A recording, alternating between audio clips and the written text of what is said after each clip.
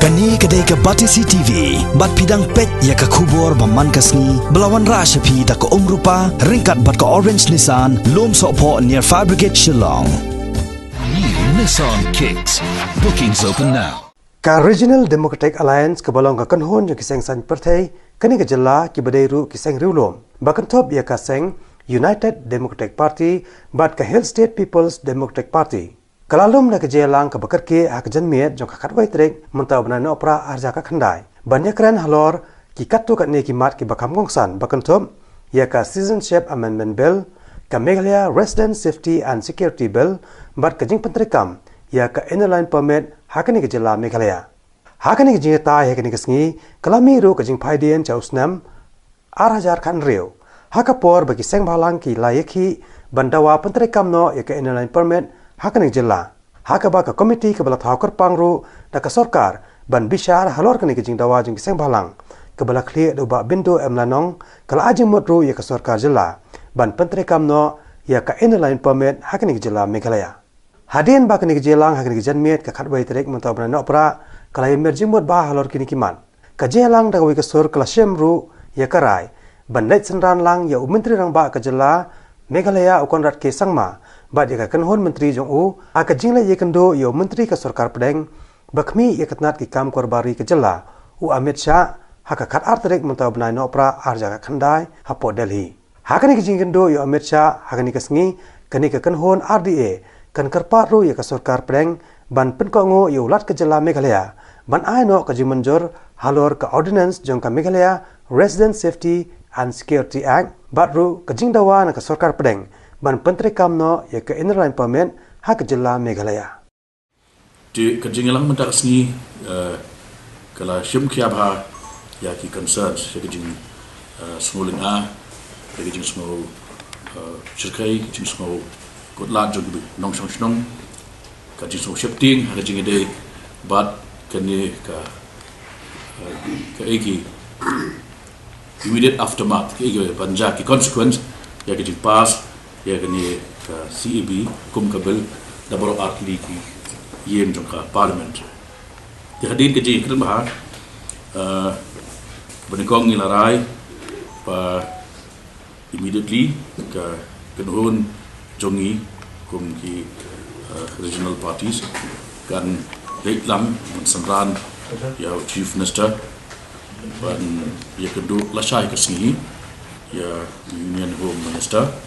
na kebenta ban bu katu kan ikimat Pak Joki keberingkong kalong ba damshen kat kumba ke resolution bala adopt da ka KHADC ka house aka kat kan trik November ngila kentu ya ka government of India ban pelat ya 6 scheduled areas pat kumju ya ke state Meghalaya hi borok away na ke purview jong ke CEB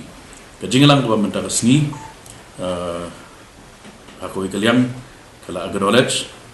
ya ke jing polite no ya ki areas ki bade 6 scheduled areas ndai ha juk kupur kala banjur ya ke jing don kam